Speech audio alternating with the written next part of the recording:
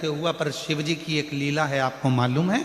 देवता देते हैं पल्ला झाड़ कर और मेरा महादेव देता है छप्पर फाड़ कर। अभी तक अंजना माता के गर्भ से एक भी औलाद नहीं थी, पर भगवान शिव ने कृपा कर दी तो अंजना जी के गर्भ से भी 6 बच्चों ने जन्म लिया।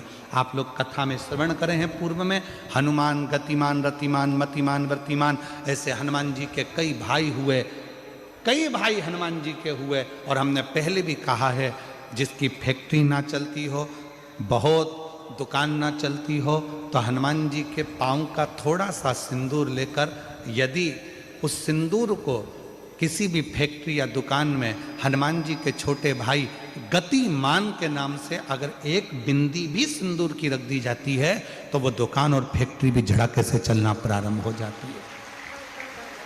गतिमान हनुमान जी के छोटे भाई, एक हनुमान जी के छोटे भाई हैं मतिमान। जब व्यक्ति डिप्रेशन में जाता है, एकाग्र चित्त नहीं रह पाता है, पढ़ने बैठता है पर एकदम मन नहीं लग पाता है, तो मतिमान का स्मरण किया जाता है, हनुमान जी के 3रे नंबर के भाई का, मतिमान।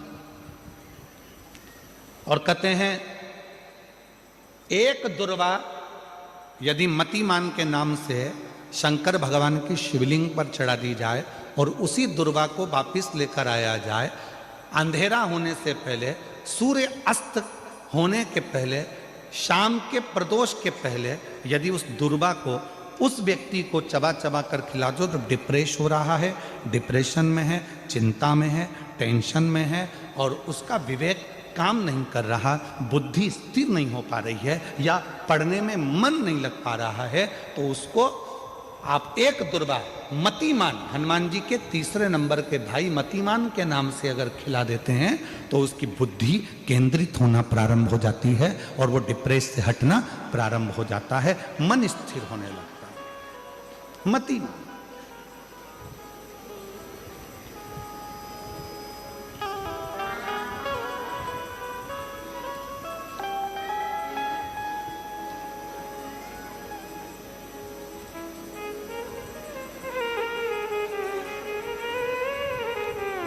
और एक नाम आता है व्रतिमान। इसका प्रैक्टिकल तुम अभी यहीं से कर लेना, ठीक है? चलते चलते मालूम पड़े तुम्हारी पार्किंग यहां से आधा किलोमीटर दूर है, ठीक है? अरे बोलो तो जम के, आधा किलोमीटर दूर तुम्हारी पार्किंग है और तुम्हारी उम्र लगभग बहुत हो गई, मालूम पड़े तुम थोड़े वृद्ध हो गए हो और तुम्हारा घुटना दुख रहा है, तुम्हारी कमर दुख रही है, चलते चलते बड़ी मुश्किल से तुम कथा स्थल तक पहुँचे हो। अब मन में आ रहा है कि मुझे वापस पार्किंग तक जाना है, कैसे जाऊंगी, पाँव तो दुख रहा है। तो एक काम आज चलते चलते करना कि कहीं सीवर वाला महाराज झूठ तो नहीं बोल रहा है, तो प्रैक्टिकल करके जाना। क्या करोगे? यहाँ से जाते समय आप जब जा रहे हो और आपके शरीर का कोई अंग जब दुख रहा है, तो श्री शिवाय नमस्तुभ्यम कहकर श्री व्रतिमान हनुमान का स्मरण कर। किसका स्मरण करना है?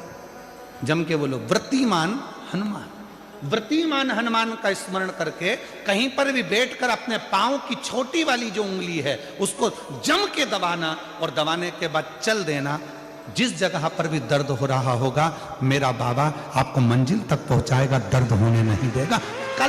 कल नहीं करना, प्रैक्टिकल आज ही करना। काल करे सो आज कर।